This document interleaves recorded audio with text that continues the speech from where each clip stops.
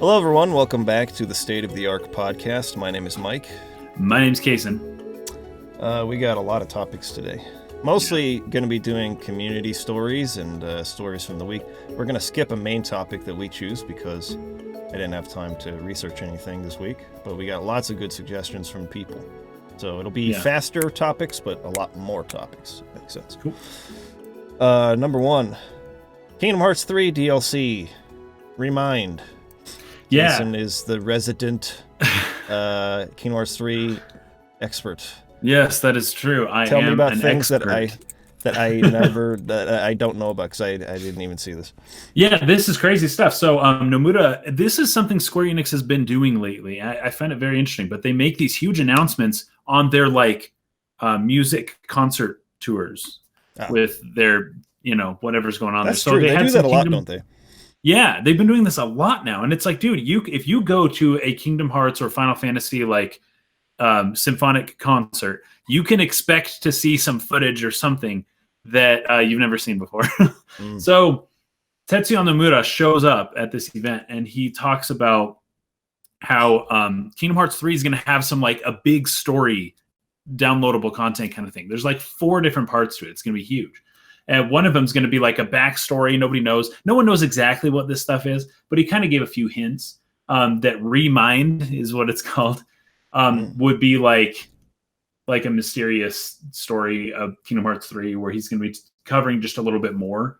But it's additional story content with DLC. And then he also talks about a limit episode, which is like a boss fight. There's a new boss fight and some new story content. No one knows what this is, though. And then he announced one more thing, a secret episode, which is similar again to a boss fight and some more story content. Their Japanese people will be able to get English voices now as well. And there's going to be a new Keyblade and a new drive form kind of thing. So there's kind of a lot of content coming here, and the Keyblade and Drive Form, I think, are just free DLC, but this story content is going to be the paid DLC, and it seems like he's packing quite a bit of stuff in here.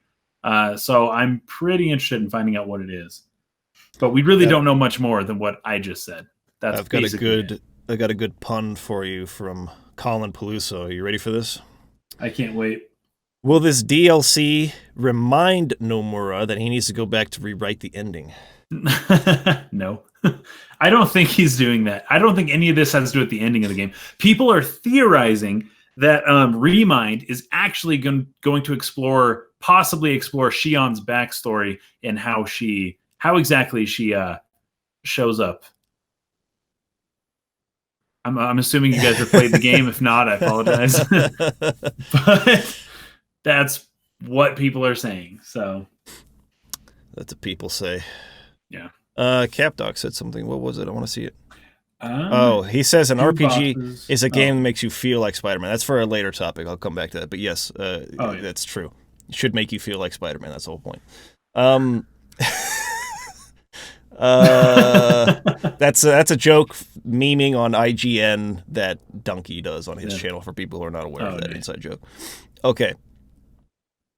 Okay, anything else about Kingdom Hearts 3 DLC? No, that's basically all we got. But gosh, dude, if you guys can go to one of these concerts, do it, because there's going to be some news dropped or something. Nintendo Labo VR update. Yeah. Not heard about this either. Now, this is very interesting. So a lot of people are not liking it. However, so there's 2 games that specifically that have VR support right now. One of them is Mario Odyssey, and there's a specific part of the game that you can play in VR. You can't play the whole game in VR. They didn't really come up with a way for that to be possible. However, Kingdom Hearts 3 has critical mode, by the way, for all those who are waiting for that. And that's as of right now, I think. So, and apparently it's freaking raw, dude. It is really hard to play that game in critical mode. I haven't even tried it yet, but Kingdom Hearts 3 has critical mode. But Mike, this is why you'll be interested in this Nintendo Labo thing. The Breath of the Wild support for this game. Basically, it is VR, right? You get your cardboard Labo VR thing, right? And they didn't do anything unique to make the VR experience anything spectacular. It's not first person. It's not. So you just are a playing third the person camera in VR. Now, whether when you turn your head, I believe this is the case, that when you turn your head, you're looking left and right.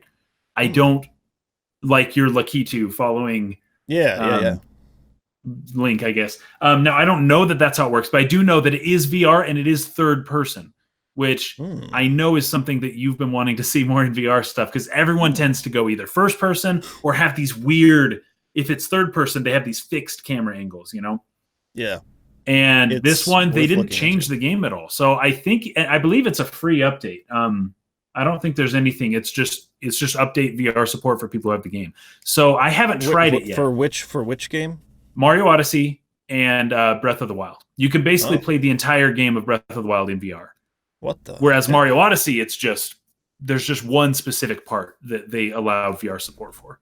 So it may be worth it for you to just kind of look at it and get a feel and see what, because VR games don't do this, right? And people are saying, oh, it's nothing special because Nintendo just left the third person camera angle behind Link and they didn't really do anything special for this game. But I look at that and I'm like, that's sweet. That's what VR should be. You don't need to do anything crazy.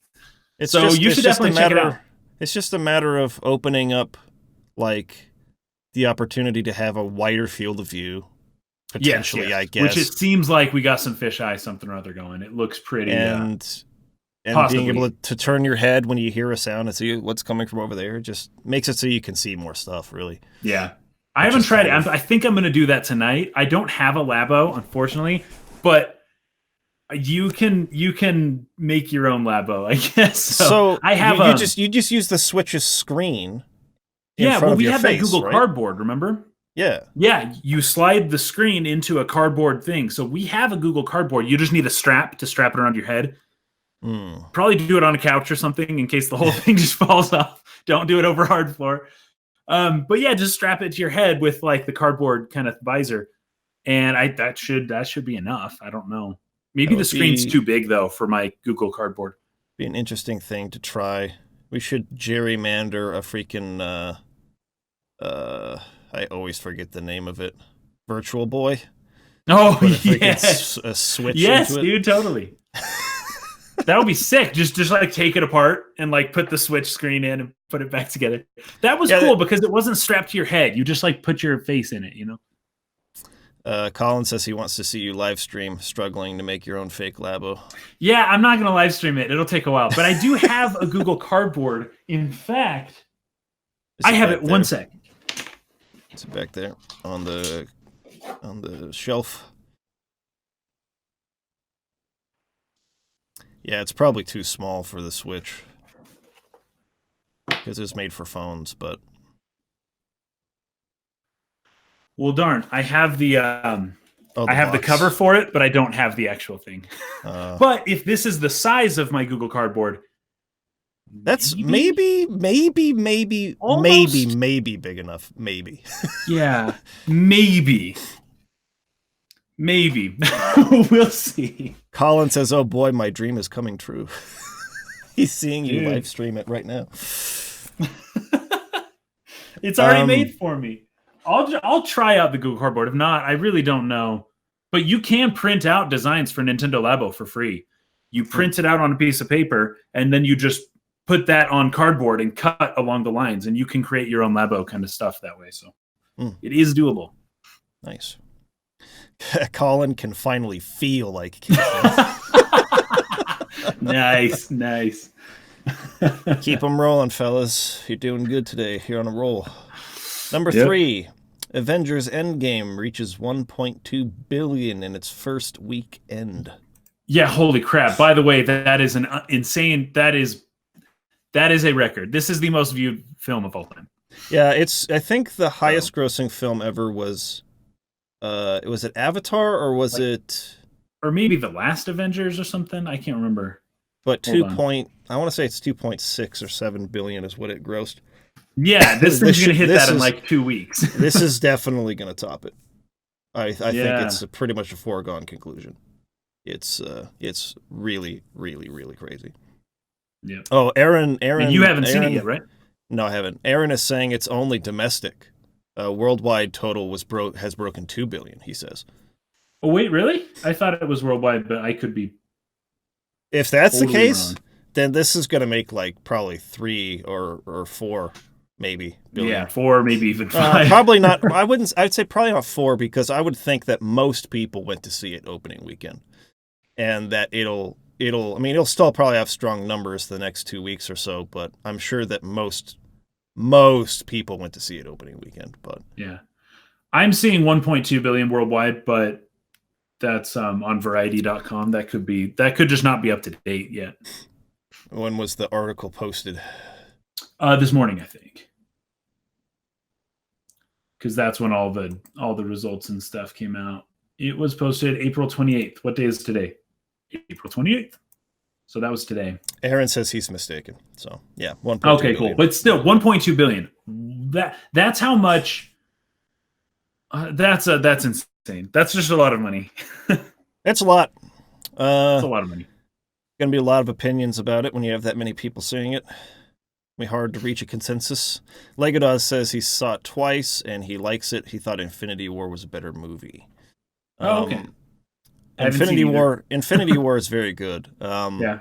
It's a hard thing to follow up. I would feel like it's kind of like trying to follow up Empire Strikes Back, you know? Yeah. It's like you have this movie that ends in a way where it's like, you know, it's middle. Infinity War is not a middle movie like Empire is, but it has that feel to it where it's like you leave it off in the belly of the whale kind of a deal. And so like it's not resolved. And you have some people that are going to be like, oh, I'm not satisfied because the movie didn't end with the heroes winning on one side, but on the other side, it's like, oh, the conflict feels so heavy. It's like, how could they possibly overcome this? And you're looking forward to seeing that.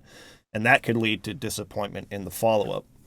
So I kind of tweeted about this yesterday because my brother is a big fan of the MCU. And so I hadn't seen very many of them.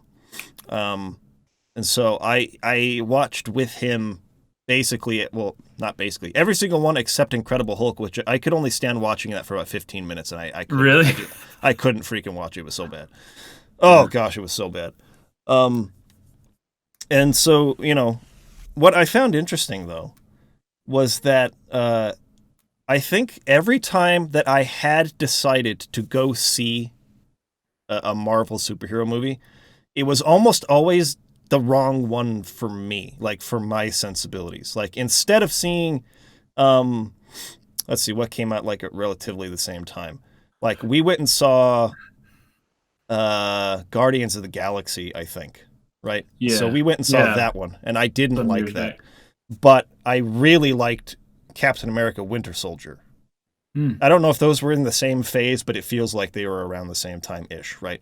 So I chose to see this one, but like that happened like over and over again, where I always saw like the wrong one at the time that there was one out that I probably would have liked a lot better. And so I just got this feeling like, you know, these are all written the same way. I think even last week we made like a short quip about superhero movies are written with this forced comedy in them that every character tries to be super witty all the time. Incredible wittiness that is just so not real, And like, so there are some really, really good ones that don't follow the same tropes, that actually take some pretty good risks in their storytelling. And most of them are done by the Russo brothers.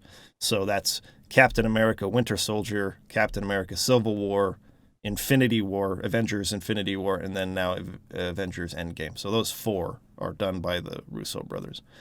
And they're all, I haven't seen Endgame obviously, but those are all really good.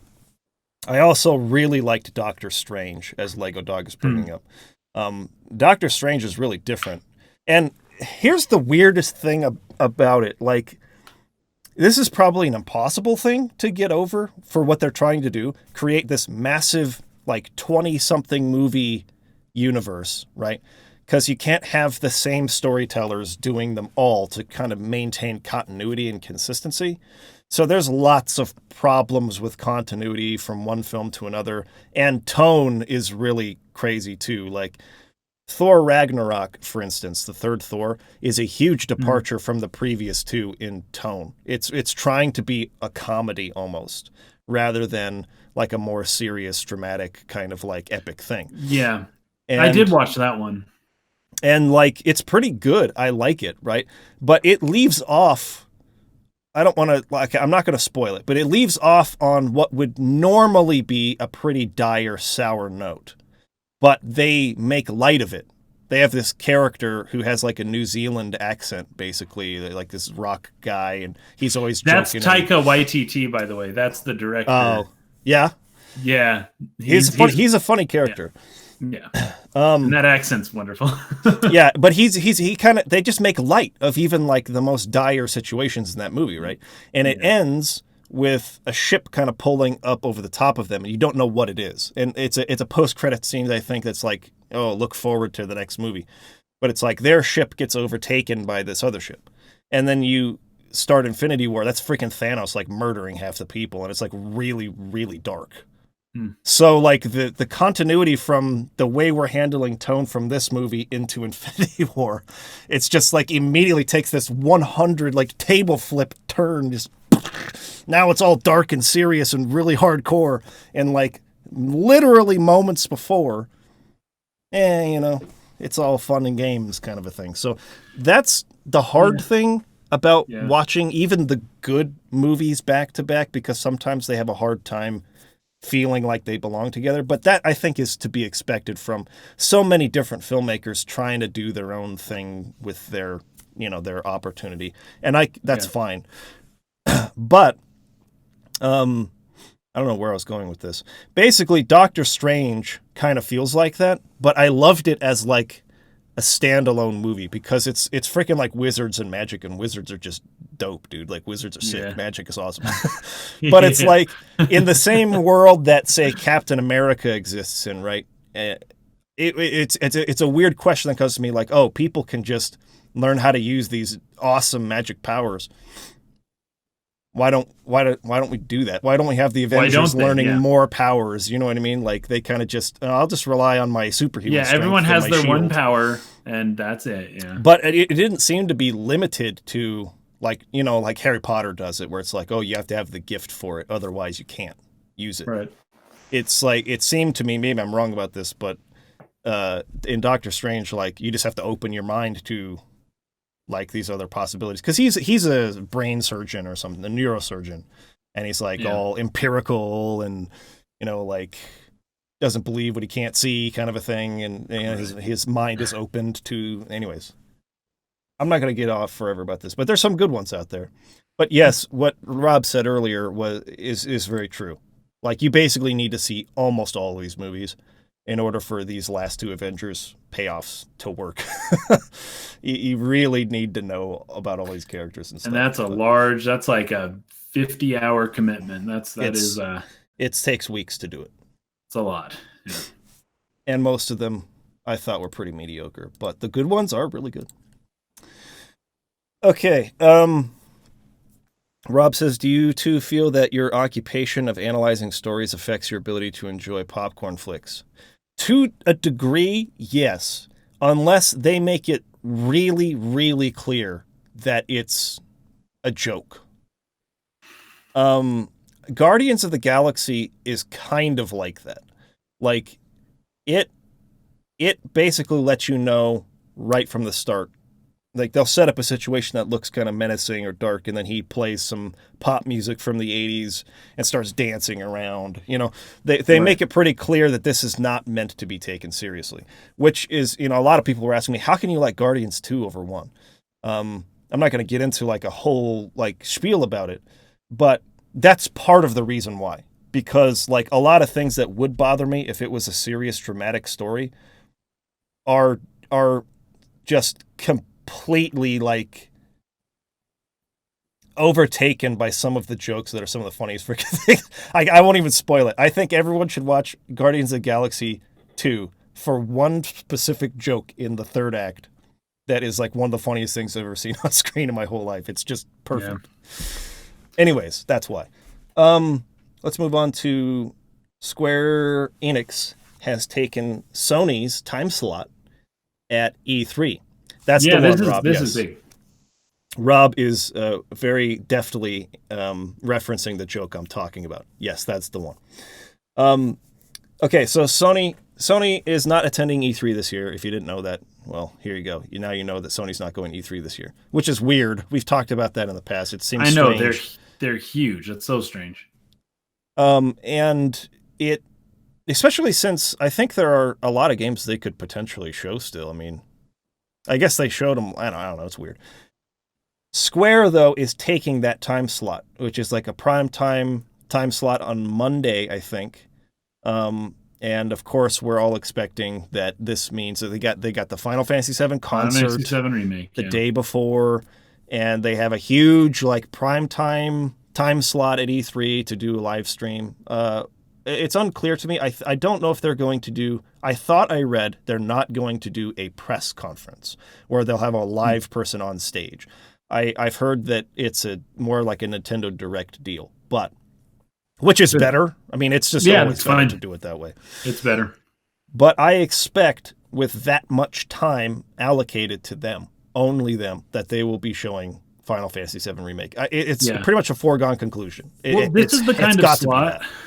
If you take this time slot and you don't have anything big to announce, you're going to be ridiculed and made fun of, and you're going to be laughed at, basically. Like, people are going to be like, what are you doing? So this is like the final confirmation that they have something very big to announce, and it's probably Final Fantasy VII. Chocolate Rep says maybe it's Final Fantasy 16. I mean, possibly. I don't think so. And there's two reasons why I don't. One is that they've already said in the past, once Kingdom Hearts 3 was out, their main focus was going to be the remake. But two, they've also... Final Fantasy 15 DLC isn't even fully out yet. Well, the DLC's out. It's just that well, the Arden, is it out now? Yeah, it's out. It's been out for a few weeks. So they're done with that. But they also consolidated all their business divisions, right? They had like 11 business divisions, and they've like reduced that to 4 or 5 or something. So that would mean to me that they have very few teams available to like get started on something. I mean, I'm sure that Final Fantasy 16 is in some stage of development, but it would be some pre-production kind of thing. I would be very surprised if it was in a state where they could show it, unless they're going to keep doing what they always do, and they have some art for it, and they're going to do a trailer with the character that with absolutely no production whatsoever done on it, and promise all this stuff, and then it's like, oh, whoops, that's coming out 10 years from now, and we're repeating the same mistake. I wouldn't be surprised if they did that, but I would at the same time, just because of the consolidation of all the business divisions. Yeah, we don't even know who's directing 16. So, yeah.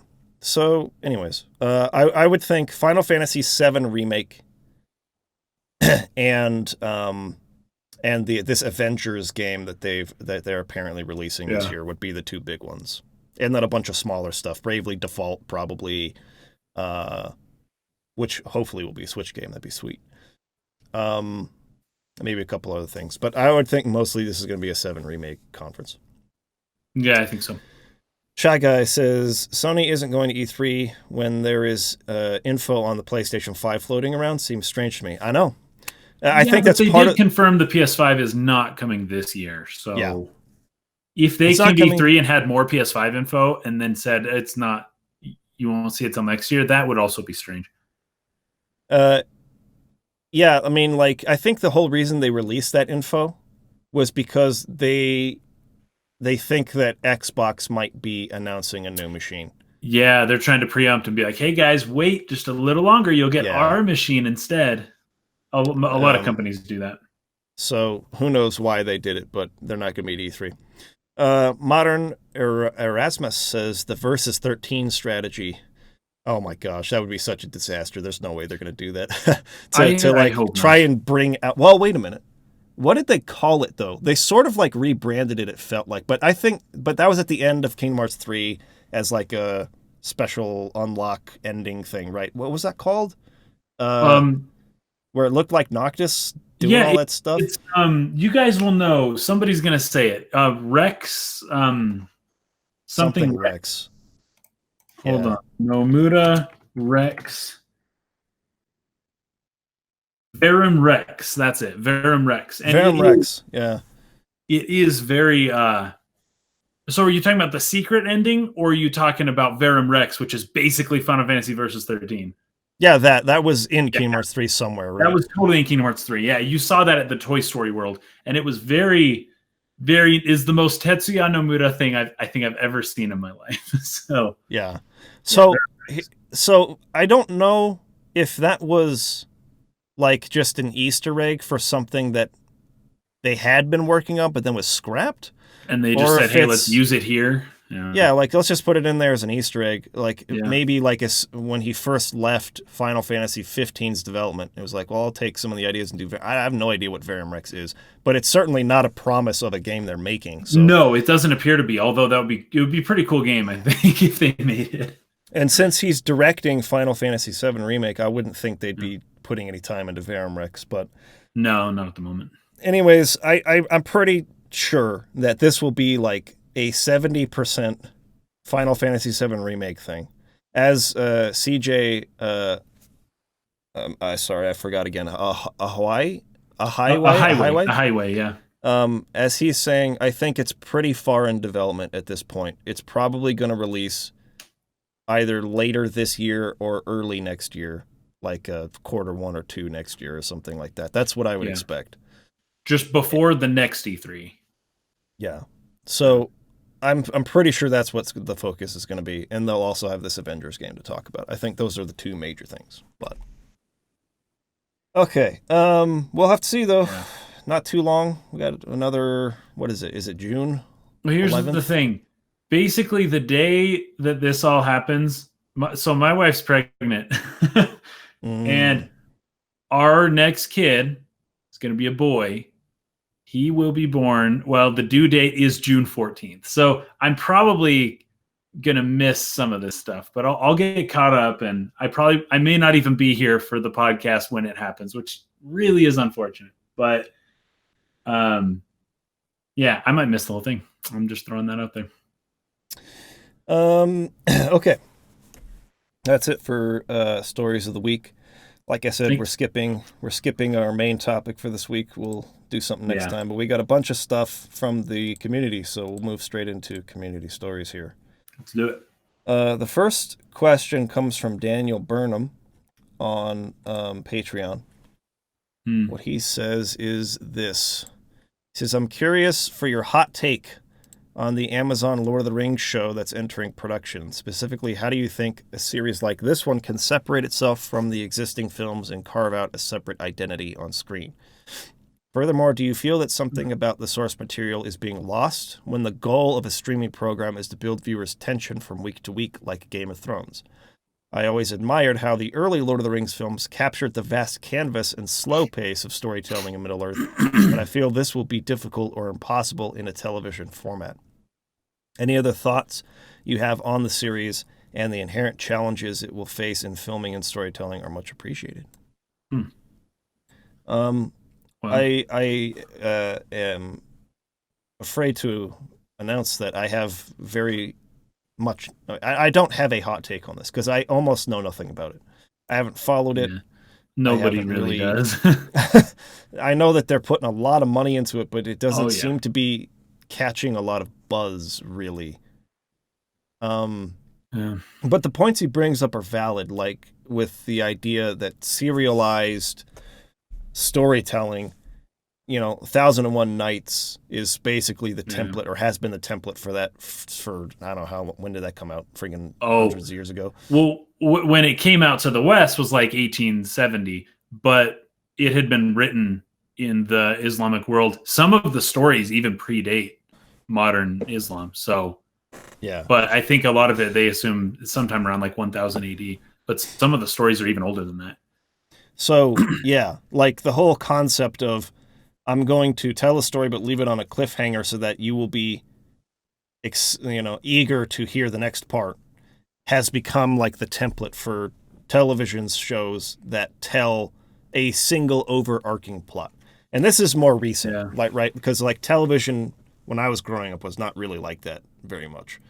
Every episode was self-contained and you had a beginning, middle, and end, and it resolved, and you moved on in like a different situation in the next episode. But more recently, with Netflix originals, HBO, more of these like subscription services, paid services for television,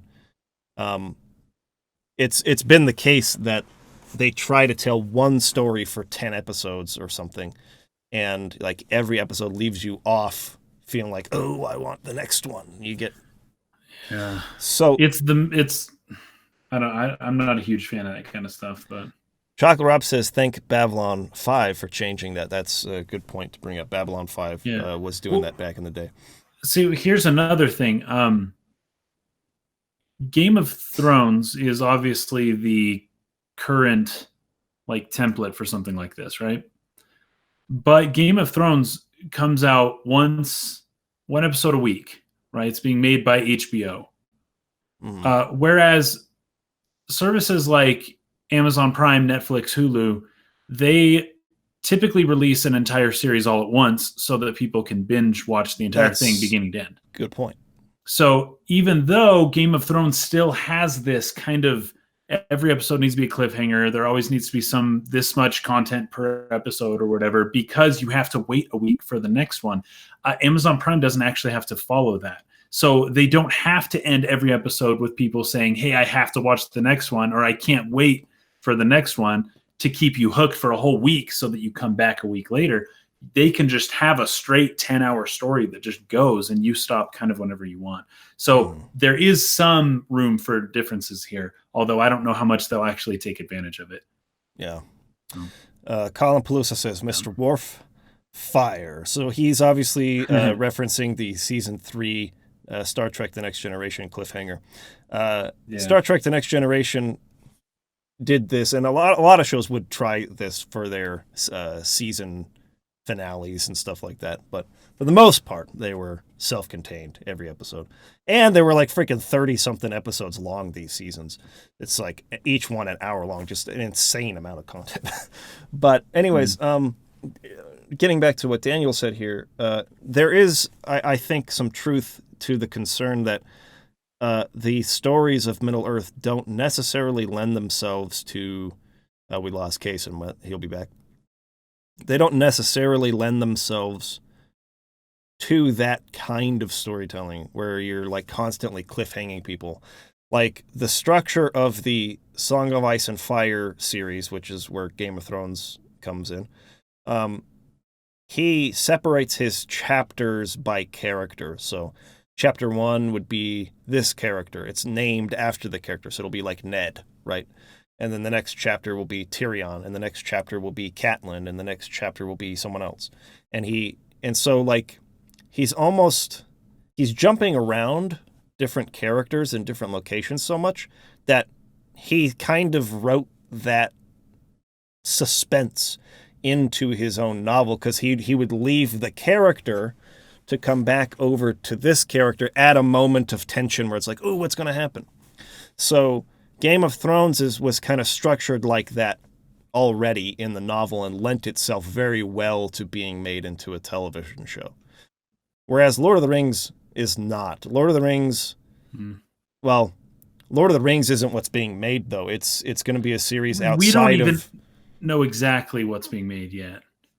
But have they said anything about it's not going to be like the Lord of the Rings story, right? No, it's the idea. I think they've narrowed it down to some things like it's Second Age, because the official Twitter account for this Amazon Lord of the Rings has been tweeting out a few things, and they tweeted out a map of Middle-earth that is very much the Second Age. It is missing very certain key features, and certain things are named that their names change by the time the Lord of the Rings happens. So we're looking at a Second Age something or other. People assume it's going to start somewhere in maybe Numenor, and it will end with Gil-galad and the last alliance battle of Sauron. So I mean, see, but here's the thing: if they're doing that, there is so much room for license there. I mean, like, yes, because all we really have is like this. I don't want to, the word I'm looking for is not rushed. That's just all that's coming to me. But this rushed telling of like the entire history of Numenor in the Silmarillion, and maybe some stuff in the Lost Tales and Unfinished or History of Middle Earth and stuff like that. So like they're going to be making up, again, for a lack of a better phrase, so much content to be able to tell like a coherent story here. Like, I don't know. There's just not a lot of detail about it. So we don't even know, because it would make more sense to me if they were going to tell the very end, like the fall of Numenor or something like that. And so they're going to tell the story of not Elendil, Isildur, and his father is Elendil. Yeah, so Elendil and Isildur and his brother starts with an A. Anyways, I'm terrible with names, but the three of them taking like a seed from the white tree and going back into Middle Earth and establishing the kingdom of Arnor in the north and Gondor in the south, and, you know, the towers and everything like that. I would assume if they were going to tell a story over a season, that it was going to be that of Elendil and Isildur, the fall of Numenor, and then going into establishing the kingdoms in the west and fighting against Sauron. It's looking like that. That's an assumption. And here's the other thing, though. They've already paid for, and this is all being filmed at once, multiple seasons. This isn't just season 1 is this, and then what do they do? This is like 3 or 4 seasons that this whole story is going to take, from Numenor to the Last Alliance. So there is a lot of room for them to do all sorts of other things. There's stuff that happens way up north, like tons of stuff. There's stuff that happens down in the south with Harad and the Easterlings. There's the arrival of the wizards, I guess, didn't show up till a little bit later. But anyways, there's a lot of stuff that they can do with this. So it's possible the whole first season is just Numenor, and it ends with the destruction. And then seasons 2, 3, and 4, they're paying for a lot here. And I think they've already talked about doing spin-off series as well. Like, it's all included in that $1 billion like initial investment in all this stuff. So yeah, it is a little bit different in that sense. It's freaking crazy. But I mean, I guess my real point is that no matter what they do, if it's going to be Second Age stuff, there is no Lord of the Rings fully fleshed out, complete novel. No, that's true. Yeah. That goes over like one of the events of the Second Age in that. So when you say license, you mean that they're basically going to be making up a lot of stuff. They're making up tons of stuff. Yeah. I mean, they have to. I mean, the content isn't there in its entirety for that many seasons. Yeah. So I don't know. It's really hard to say like what my opinion on this would be, because I just don't freaking have any clue what they're doing. But I do know they're going to make up a lot of stuff. So that is what it is. Hopefully it's good stuff. Okay, let me do this real quick. Let's switch gears before we talk about something else to showing off some work from some people in the community. This one comes from Greg Troyan, also known as Bear Frog, on Discord. He has this. I was supposed to do this several weeks ago. Let me switch over here. For the new season of Game of Thrones for episode 1. I think episode 3 is coming out today, so this was a couple weeks ago. He did some music. The band did some music for the arrival of the final season of Game of Thrones. So I'm going to play this for probably about a minute. Of course, for those of you who follow, you've heard some of his music on here before. But those of you who don't, it's like an 80s rock vibe, 70s, 80s rock vibe is kind of what they go for with their band. So here goes. When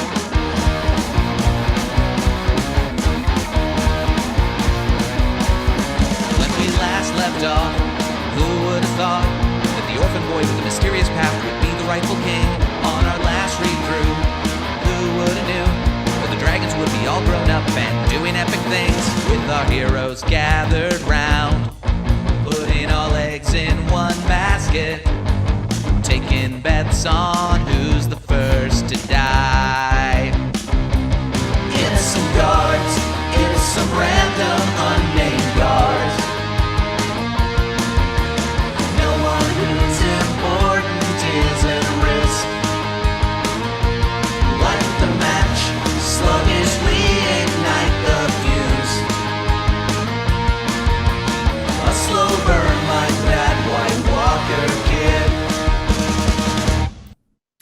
I'll leave it off right there. That's Greg Troyan, Lipstick Generation. Link will be in the description. I'll put this into the chat right now for those of you who want to go and listen to that later. Thanks for submitting that, Greg. Cool. Okay. There was also another one from R. Lennon72. I want to let you guys know that I, along with a couple of friends, have started a podcast, the Tavern, a Wheel of Time podcast. This is my very first foray into podcasting. Our pilot episode is now live to be listened to. If you guys have any interest, please check us out. Please don't hesitate to comment on my first performance, as I know I need to still hone my craft. You can reach us on Twitter at TavernPod. So I'll put that in here. We've launched a new section. Anyways, I can't keep looking for this. We got to move on. But in the future, please leave a link to the podcast so I can send that to people. But you can find his Twitter there, and from there, I think this is it. I don't know if it's being done on Twitch. Here's RPG Golden Years. I don't know if that's a retweet. Yeah, it's just a retweet. So I don't know where your podcast is located. Please reach out to me and let me know where so I can tell people in the future. Okay, next comes from, let's go to Chris Guin questions. There were a few here that were pretty good. These come on Patreon. First one is, how do you respond to criticism of your creative work? Are there any do's and don'ts that you've learned over the years? What's the best, most useful way to provide criticism to someone else? What kind of criticism has been less than helpful? This is a this is a difficult question to answer. I have typically not been very good throughout my time on the internet at responding to criticism. I think the best way to respond to criticism is to obviously take it in stride, and if you agree with it, if you think there's truth in it, then to address it in your work that follows. That, and not to respond at all in written form and comment section. That is how you should do it. It's tough for a lot of people to, especially when you feel like the criticism isn't valid. I guess this is part of the other part. What's a good way to do it? Because I've had a lot of people. Let's make a delineation here between what is constructive and what is not constructive. Let's say there's a video and you say, "This is terrible." That's not constructive criticism. That's not. Yeah. It's not a bad thing to do if you feel that way, but if someone responds to that and says "Well, why? What about it was wrong?" If the creator reaches out to you and is trying to ask questions, or if they get into a fight with you and you're like, "Why can't you take constructive criticism, bro?" I've had people do that to me, and it's you don't know the difference between constructive criticism and then just, putting someone down, just being mean to somebody. Yeah. Constructive criticism means you're going to provide what you think the person needs to do differently. Hey, you did it this way, and I don't think it works because A, B, C. That's constructive. That means that you're providing a problem and a solution to the problem. So if you're going to give constructive criticism, you need to provide a solution to what you perceive as a problem. Otherwise, you just say, "You suck balls, and I hate you, and I hope you die in a car fire." And the person goes, "But why?" Why do you want me to do those things? What did I say to upset you so much? How can I change or address that, right? Yeah. Most criticism on the internet is the latter. People are offended by something you said, or they think you're wrong, or something like that, and they just fire off because of anonymity mostly. All the vitriol they feel that are probably, mostly is not related to what you said, but to micro stresses in their lives, and they just sort of blurt it all out and take it out on people online because that's the safest way to do it without actually having to encounter somebody and having somebody who might fight you back. So anyways, that kind of thing, you really have to learn to just completely ignore it, or if you can't ignore it, if it really is going to get to you, you just need to not look in the first place, because it's the most impassioned people who comment.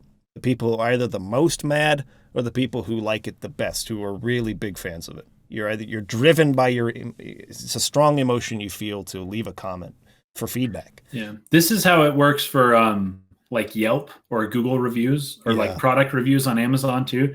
You're not hearing from everybody. You're just hearing from the extremes. Yeah. Misko makes a good point. It's hard to take criticism in the moment. Waiting a day helps a lot. I have done that so many times where I wish that I had waited a day to think about it before responding. And it's gotten to the point where pretty much I don't look at comments on our main channel. Excuse me, on our main channel at all anymore, unless it's the day of its release. So sure, yeah. When I put the video up, that same day I will check the comments and I will respond to people and talk to people, because I know that these are people who subscribed for the most part. So that's the day one, yeah. They actually have interest in giving feedback to help improve the channel. And so if someone writes a negative comment or they write some criticism of the video, I know that they at least are people who followed the channel. They're not just some random person who found the video and is just going to throw something out there. Yeah. It's on day 2 and 3 and beyond that I start to just not look at it at all, because if I do that, I'm just going to get freaking mad, because it's very true that people use internet forums and comment sections for the purpose of spewing their own frustration. So maybe they're not doing it consciously, but they are still using it for that purpose, to try and vent some of the, like I said, micro stress that they feel throughout their lives. And when that happens, I mean, they're just looking to troll. They're just looking to make somebody mad. They're looking for a fight, you know. You just got to stay away from that, because they're not actually there to have a conversation about the problem that they perceive to be in your work. So I just don't look at it, because I have found throughout my time, you know, making videos online, that I can't ignore stuff. Like it gets to me. I don't have very thick skin, and so I have to just avoid it in order to not waste a lot of time trying to address people that have no interest in actually having a conversation. So if you're a very thick-skinned person, you can do it. You can look at it, you can laugh, and you know, just let it, bounce off you or whatever. But my suggestion would be at some point where you're getting a lot of feedback, your video's doing really well, or whatever you're working on has reached a lot of people, just don't look at it at all, unless it's among the core group of followers that have your interest in mind. Do they actually care about you? They want to help you get better. Then, it's very important to take criticism, because everyone can stand to change and learn and grow and, do things better. So I don't know. I guess that's my thought on that. Do you have thoughts on that? I don't know. So my thoughts are usually, I don't often respond to people online. So, and I usually miss a lot of those comments as well. But whenever I see people being overly harsh, sometimes I do respond with I do make a snarky comment or some sarcasm somewhere. But often what I usually will try to do is try to engage the person as politely as possible, I guess. And, just pretend that whatever they're saying is extremely valid and important. And a lot of times what happens is people end up kind of softening up to that a little bit. And if they just continue being a jerk, it's not worth your time. But sometimes you can soften people up and they'll actually, appreciate you more, or actually they may end up subscribing to your channel and stuff later. So every now and then that happens. Usually not, though. Rob says, so you just miss all the interesting, if late, comments too? Yes, but you have to understand that when you're receiving hundreds of comments a day, that you're really just going to have to miss a bunch. We kind of have to a little. We don't miss all of them. It's just a lot of them. Because we are working, we have jobs full time that we work, and then we try to squeeze time in at the end of the day to work on videos for the channel. And so any time that you're spending reading through comments and trying to, put thoughts together for responding to people is time you're taking away from working on the next thing, to put up. So my rule of thumb is spend the day that you upload a video reaching out to people, maybe the day after, right? But beyond that, I kind of I can't look at it. It's too much of a time commitment, really, more than anything else. Okay, good question. Thank you for that. Some storytelling experts like to argue that your protagonist needs some kind of flaw to overcome. Are video game protagonists exempt from this rule? Should they be? Did an episode on this. I think it's our second episode of the State of the Arc podcast. Yeah, I remember this actually. Yeah. So if your main character is what's called a flat character, so they don't have much of an arc, they don't go through a change, or they don't have like a serious problem they have to overcome, flat arc characters should work to change the supporting cast. Yeah, so exactly. Instead of the main character having this big flaw he has to overcome, or he or she or whatever, instead of having the main character go through that arc, you have a supporting cast or the minor characters. They have big problems, and the main character goes into their lives and helps them change. Paddington is an example of this. Paddington, the animated film. Yep, the bear. So where you have a character who's mostly fine, doesn't really need, it's already arrived at sort of a philosophy of life or a way of doing things that is the right way, but goes and affects change in other people's lives. Whereas on the reverse of that, if you have a main character that's going to experience a big change and a big arc in their story, you have supporting characters who are going to come in and enlighten that character and help them, realize the flaws in their personality and help them change. You have the old wise man who will like give the bit of advice that they need to hear, kind of a thing. So it doesn't have to be the main character, but you do need flawed characters somewhere. But it does not have to be the main character. Yeah. Okay, so that's that, and I'll just do one more from Chris. Replaying Ocarina of Time, I'm starting to think that the story, let me pull it over here, the story makes no sense at all. Why is it important for me to collect all the spiritual stones if Ganondorf couldn't get them before and can now that I have them? Why was I sealed away for 7 years? Why does beating Ganondorf in the future fix things in the past? I find that I don't mind having these questions. They never even occurred to me until now. Maybe y'all could talk generally about emotional storytelling mattering more than logical storytelling. Maybe there are other examples of things that don't make sense, but yet work really well from a raw emotional perspective, like the moment when you arrive in Hyrule Castletown in the future and it's full of redeads. You got any thoughts on that? Well, that's interesting.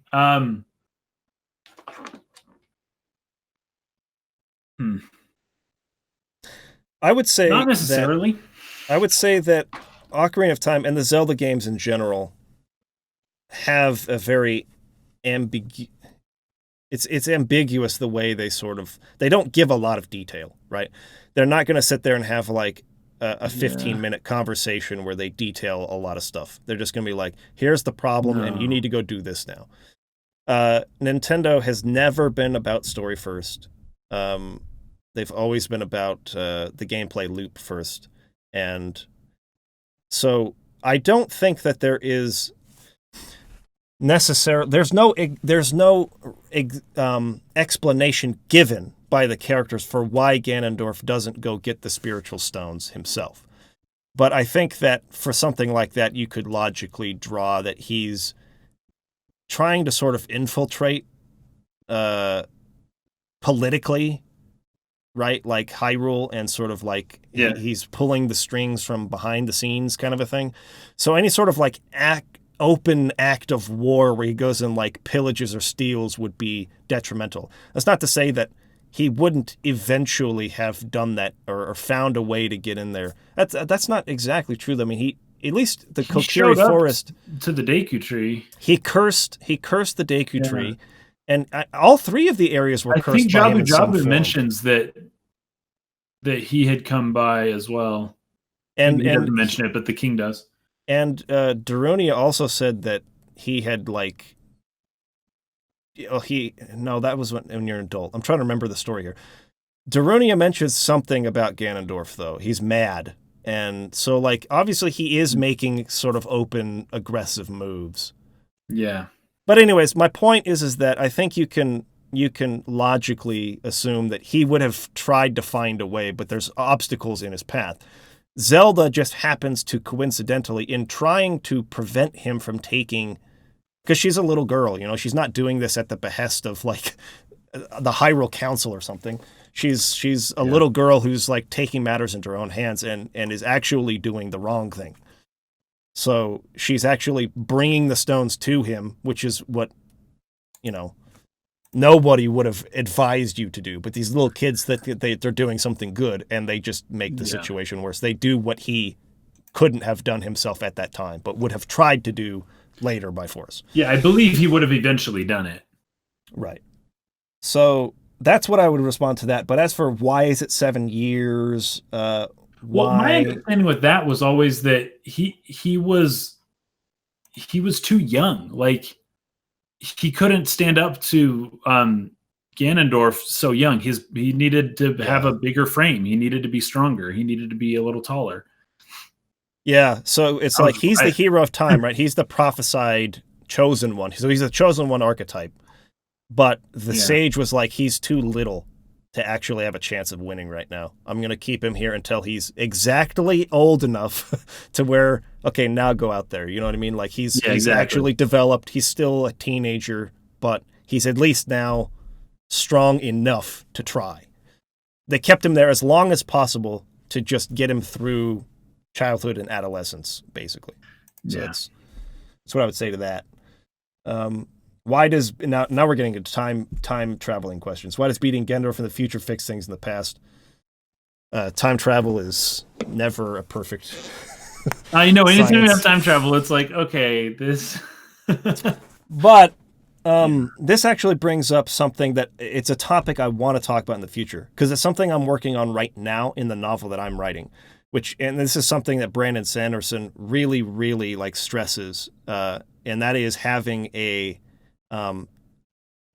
well-defined system of magic for your story, right? Because if you don't define the rules for the magic, it's going to always feel like the solution to the problem, if it's done with magic, feels like a Deus Ex Machina. It feels like, oh, that was coincidental. You could have done that all along. Because nobody knows what the rules are. There's no defined feature to like what you can and cannot do with magic.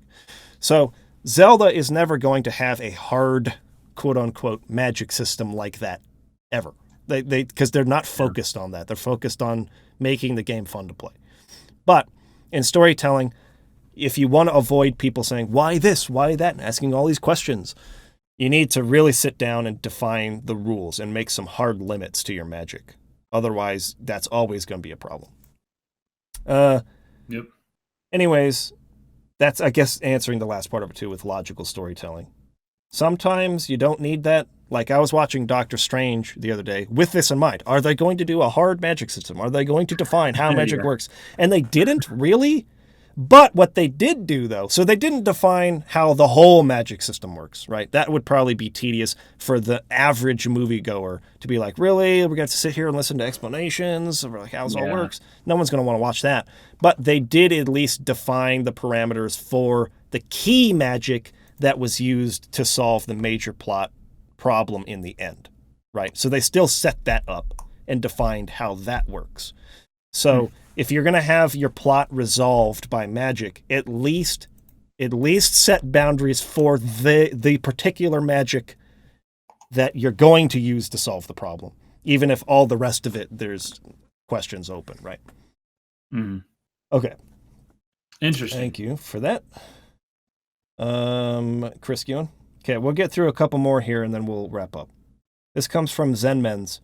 Are there any rules of writing or filmmaking that you dislike or disagree with or disregard in your own work?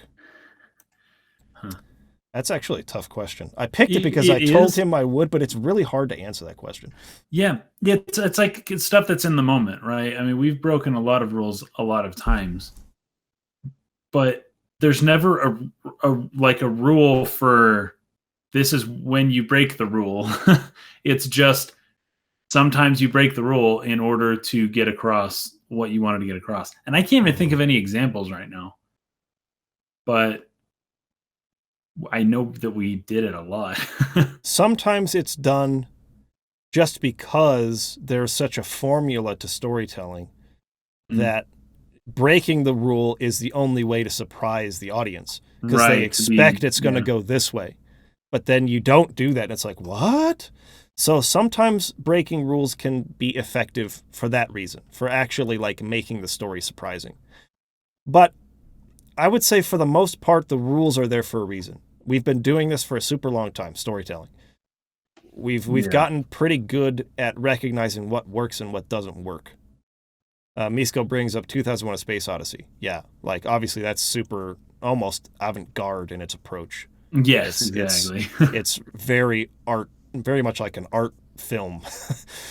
Yeah. And you don't know where it's going. You don't know how to interpret it on your first viewing, maybe. And it's just like, what is happening? Because we're so like locked into this formula that, you know, Hero with 1,000 Faces sort of details that's what we want to see. That's what's satisfying to people. I want to see a person have a problem and a conflict arise. I want them to go through growth and change as they try to like tackle that problem, and as they're doing it the wrong way, they change as a person, because it's again, storytelling at its core has always been about vicarious experience. It's like, what can I learn? What can I glean? What can I like apply to myself? Yeah, that's how it started. That's why we tell stories. Yeah, so it's like, you know, this structure we have, the formula we have, is one that includes all of these elements to allow a person to do that. Yeah. So I can't say that there's any one thing that I would say that I disagree with. Yeah. Like that I think is wrong. But when we break the rules, why do we do it? Yeah, I would say when you do decide I'm going to disregard this, it's usually because you want to surprise the audience.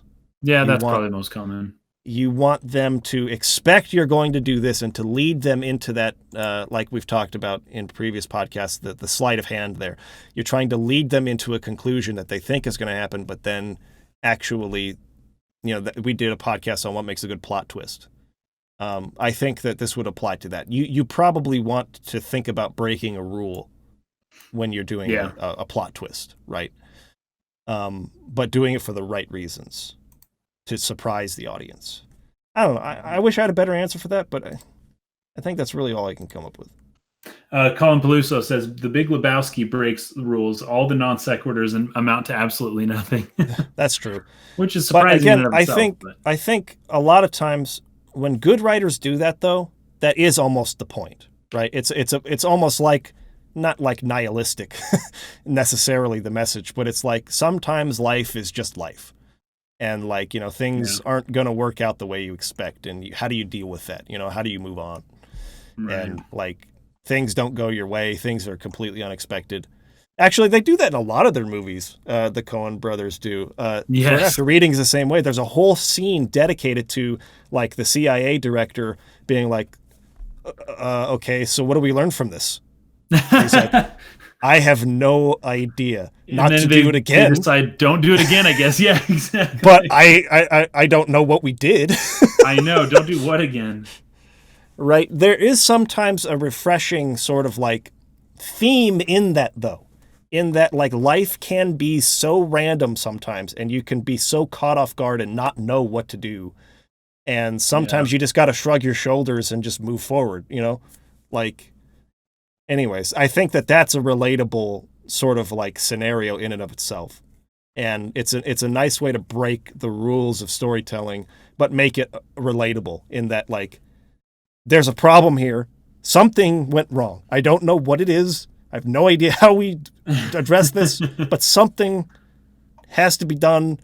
Lock it away, and let's just try to be better going forward, okay? You know, it's funny because it's so relatable in life. Yeah. So, anyways, last question for the day.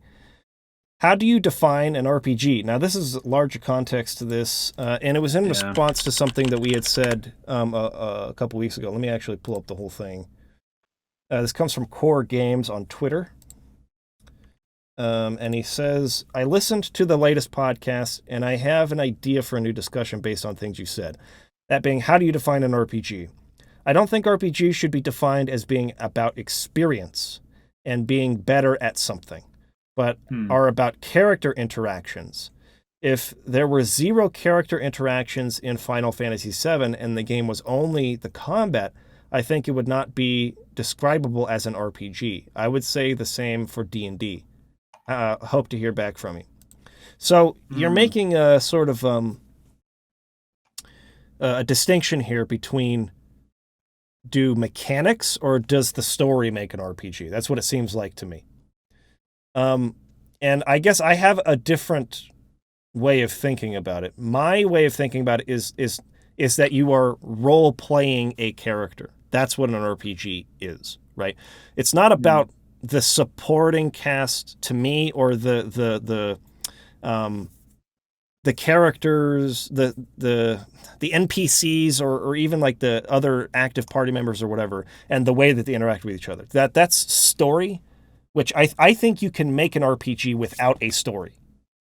Because an RPG is about, I'm taking on the role of this character and I'm going to build this character up, right? I'm going to make choices about this character's appearance, this character's abilities, the way that I will make choices for this character in certain situations.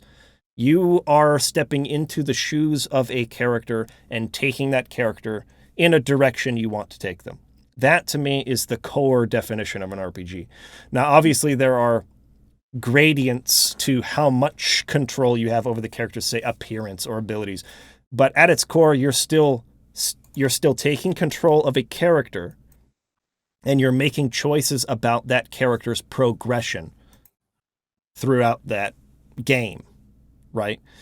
So, to me, mechanics are a much bigger part of it than it seems to be for you, because if we took away the story elements from Final Fantasy VII, yes, it still very much would be an RPG, because I still choose what equipment I put on my character.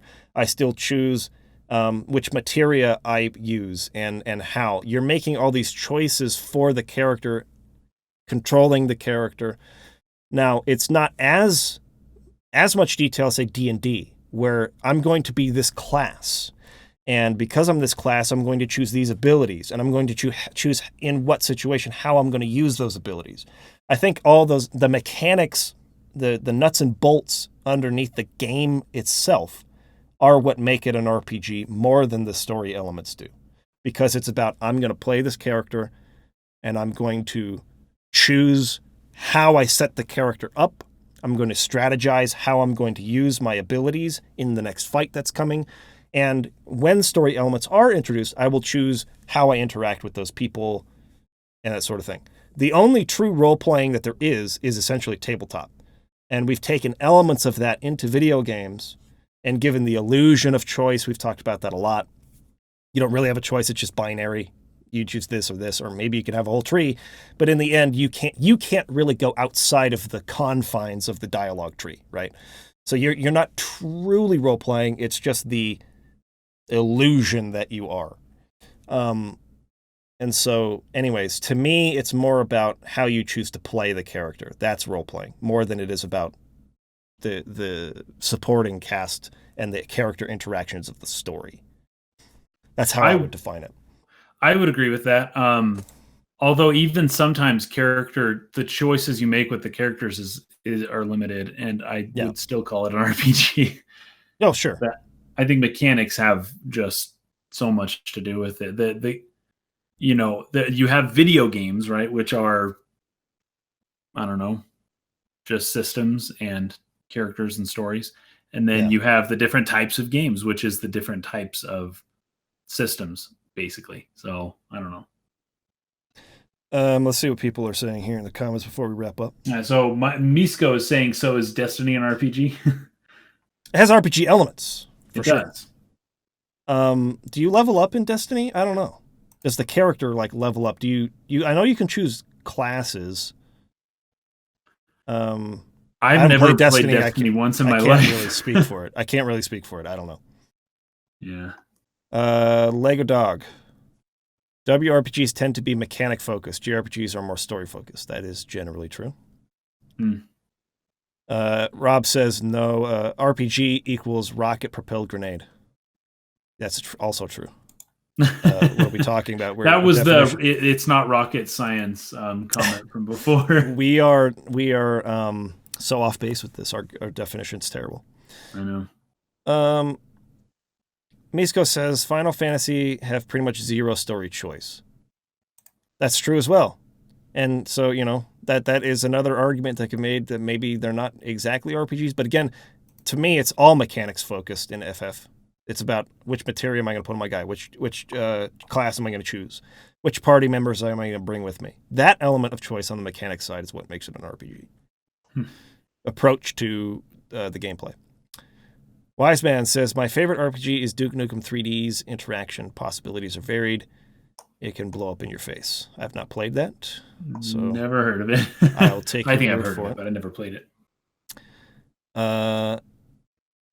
To me, it's about exploring a big world more than anything, says Misko. I think that's actually a big part of it. Remember when we covered a story where Tetsuya Takahashi said that, right? Like map building was the most important element, like the core element of RPGs. He said maps were like the main thing. Interesting. The most important part of an RPG is maps. Well, I guess he does a lot more. He's more on the exploration side of things. Yeah.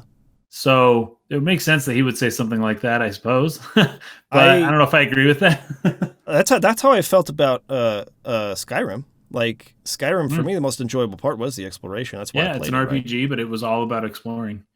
So it's definitely a big part of it. Lego Dog says Destiny 1 has leveling up. Well, maybe we'll call it an RPG then. Colin says, is this podcast an RPG? No, it's not. None of you fetchers have any choice here. Nope. Is life an RPG? Yes, it is. Okay, last one. No FF is an RPG to me. Just pointing out the definition is weird.